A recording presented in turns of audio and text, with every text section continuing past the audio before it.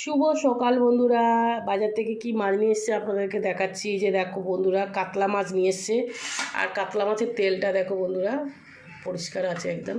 আর মাছটা জ্যান্ত ছিল। আর মাছটা 2.5 কিলোর থেকেও বেশি। মাছটা মানে 2 কিলো 700-800 হয়েছে মাছটা।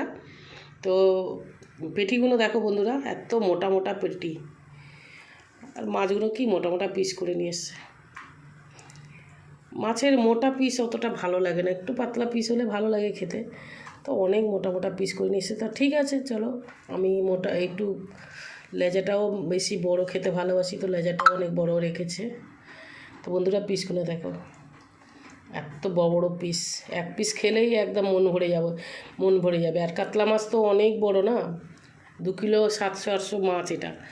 তো বন্ধুরা, এই যে ধুয়ে পয়সা করে নেবো, তো একদিনে তো খেতে পারবো না, তো রেখে দেবো ফ্রিজে। তো ধুয়ে পরিষ্কার করে নেবো বন্ধুরা মাছটা।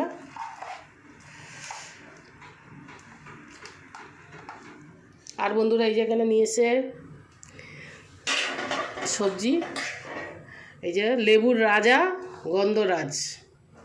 এর বেশি নুন মানে রস কম, কিন্তু এর ভাতের সাথে মাখিয়ে খেলে একটা সুন্দর খুশবু, মানে সেন্ট আলাদা, ভাত খাওয়া যাবে দিয়ে।